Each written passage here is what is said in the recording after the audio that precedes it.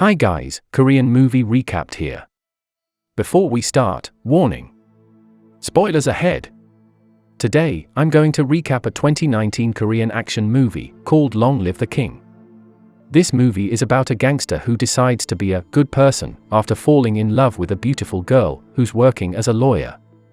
One day, he accidentally saves people from a bus crash, becomes a hero of the city at a bound, and leads him to run in the mayoral election. Apparently, the political world is very cruel. His rival candidate plays dirty to win. How is his love story with that female lawyer? Does he manage to win the election? Let's find out together. One day, a protest against market demolition is taking place at a traditional market, located in Mokpo City. There are so many gangsters who are ready to demolish the market. Their leader is Jang. Apparently, a beautiful lawyer is there defending those merchants. Her name is Hyeon. She is so angry with Jang that she slaps him hard. She reminds him that he cannot just demolish the market because everything has been regulated in the law. Instead of being angry, that slap turns out to make Jang fall in love with her. His heart melts even more as he sees Hyeon trying to defend the merchants. Because of that, he decides to cancel the demolition. 3 months have passed, the traditional market still operates. Jang often visits that market only to monitor the market conditions. Maybe there is another reason why Jang often visits the market. Yes, it's because he can see Hyeon there, even though they don't talk to each other. One day, Jang gets a chance to talk with her. On this occasion, Hyeon tells him something that will change his life. Be a good person, she said. A simple sentence but has a big impact for Jang, as he decides to sell his dirty businesses, stop being a gangster, and start a new life as a good person. Jang's first step to be a good person starts when he watches the news about the candidates in the Mokpo City mayoral election. There are 2 potential candidates. The first one is Choi, who is known as a bad politician, while the second is Hwang, Mokpo City's head of welfare chief, who used to be a gangster but has retired. Currently, Hwang also runs a non-profit restaurant where each meal costs only $1. Jang's friend tells him to meet and learn from Hwang. Jang finally goes to Hwang's restaurant to find him. Surprisingly, Hyeon also comes to that restaurant. But she is not alone, she comes with some of her friends, who are podcasters. Hwang thinks that their arrival has something to do with politics, so he refuses to talk with them. However, Hyeon and Jang insist on following him. They even help him to clean the toilet and do other things. Seeing their effort, Hwang finally changes his mind. Firstly, he asks Jang about his purpose. Jang tells him that he wants to follow his path in leaving his old life as a gangster and start a new life as a good person. But suddenly, there is chaos in the restaurant. Turns out a gangster is beating a part-timer because the part-timer forbade him to smoke inside the restaurant. Seeing this, Jang punches that gangster and his friends. Hwang is very disappointed with what Jang has done. He tells Jang if he wants to change his life, he has to change his habit first.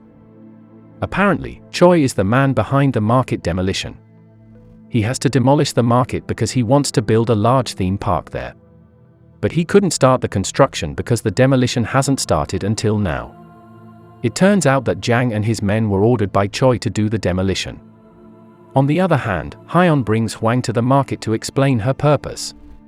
The merchants seem to have given up because they don't have any power. They asked Hwang to enter the mayoral election so he can save their life when he becomes the mayor. He is hesitant at first, but his heart tells him to help them. He finally agrees to enter. It doesn't take long for Hwang to be registered as a candidate. Furthermore, a quick simulation shows that his chance to win the election is higher than Choi's, even though he is not from any political party. Knowing this, Choi starts to worry and decides to play dirty by asking his gangster, Chun, to eliminate Hwang. The day after, Jang comes back to Hwang's restaurant to apologize about the incident he caused. He also promises to break his wrist if he hits someone again. But Hwang is already very disappointed with him and doesn't want to see him anymore. Jang insists on staying at the place until Hwang forgives him. Even though it is already night, Jang is still waiting there. He even joins Hyeon's and her friend's party and gets drunk. Hyeon's friends suspect that Hyeon is dating Jang and start to tease her. But she denies it because she still sees Jiang as a gangster, which is a bad person. Her friends try to convince her by telling the good things about him, such as his kindness in defending the market from demolition. Knowing that, she slowly starts to like him. Wang finally decides to give Jiang a chance. He allows Jiang to start working as a volunteer in his restaurant. Not only that, he also forbids Jiang to use his own car to come to work, instead he must ride the bus. On his first day, the bus he was riding in had an accident. Every passenger is trying to save themselves, but not with Jiang. He chooses to save the fainted bus driver even though the bus is going to fall into the sea. With so many passengers escaping from the bus eventually loses its stability and ends up falling into the sea before Jiang manages to save the bus driver. The news of this bus accident quickly spreads on television, and Hyeon is so panicked knowing Jiang was on the bus. Is Jiang still alive? Luckily, yes. Instead of going home to rest, he goes straight to the restaurant, injured and soaking wet. Crazy. Because of his heroic action, every television station is now trying to interview Jiang. It seems that Hyeon likes Jiang even more because of this. On the other hand, Chun starts to carry out Choi's order. He orders 3 of his men to eliminate Hwang. Their mission seems to be going well because Hwang is not strong enough to fight them all at once. Luckily, Jiang shows up at the right time. He fights them alone. Knowing that Jiang is strong enough, they escape. Jiang and his friends know that Choi is a dirty politician. From his gestures, they can see that he only pretends to be sad over what happened to Hwang. They are very sure that Choi has something to do with it. Moreover, they also know that Chun works for Choi. So, the gangster who attacked Hwang must be Chun's men. Realizing that, Jiang immediately goes to Chun's place and warns him that he is going to find evidence. Meanwhile, Jiang comes to the hospital and wants to break his wrist as promised because he hit Chun's men, but Hwang forbids him because he wants Jiang to replace him as the candidate for the upcoming mayoral election. His condition makes it impossible to continue. Jiang's first speech as a mayoral candidate doesn't seem to work. Nobody comes to his speech. Knowing this, Hyeon, who is also part of Jiang's team, asks candidate number 4 to give her support to Jiang. She agrees. Now, Jiang has a strong backing from a political party. On the other hand, the 3 big gangsters who attacked Hwang are found hiding in the Philippines by Jiang's gangster friend. Apparently, Jiang asked for his help to find those men. Knowing that Chun's men are found, Choi and Chun start to worry because they know that as soon as they tell the police, they are finished. Now, they are finding a way to solve this problem. Unfortunately, Chun knows something about Jiang's dark past. Jiang and his best friend were involved in a gangster fight. Sadly, his friend was killed during the fight, making Jiang involved in his death even though Jiang didn't kill him. Chun then tells that story to Choi. He believes that is the only way to drop Jiang's electability. Knowing this, Choi smiles evilly. On a television show, Choi reveals this story. Jiang's team members are surprised after knowing this story. An internal conflict happens in their team, they are so disappointed Jiang didn't tell them about this.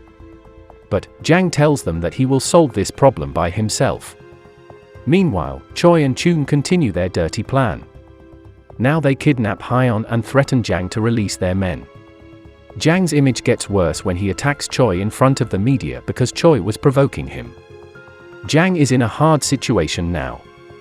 Now, his only way is to find Hyeon and send Chun's men to the police as soon as possible. After a full day of searching, Jiang and his friends manage to find one of Chun's men and force him to tell where Hyeon is. They are on a ship. Suddenly, Jiang sees Hyeon running from Chun. Apparently, Hyeon was kidnapped inside a room on that ship but she managed to escape. Jiang stops Chun from chasing Hyeon and successfully catches him. He sends him and his man to the police. And Hyeon is safe now. On the other hand, 3 of Chun's men who were caught in the Philippines have been handed over to the police. They tell the police who ordered them. Now, it is over for Choi. Everyone knows that he was behind all of these. And because of this, Jiang has a bigger chance to win the election. In his last speech before the election, so many people are supporting him. And the election day finally comes. Even though Choi is in a big problem, he is still listed as a candidate. What a shame. Fortunately, Jang wins the election, making him the new mayor of Mokpo City. Meanwhile, Choi is finally arrested. But the most important thing is Jang finally wins Hyun's heart because he has turned into a good person, as she requested. How about you? Can you turn into a good person for the people you care about? Make sure to subscribe and turn on notifications so you can watch more videos like this. Thanks for watching, and see you next time.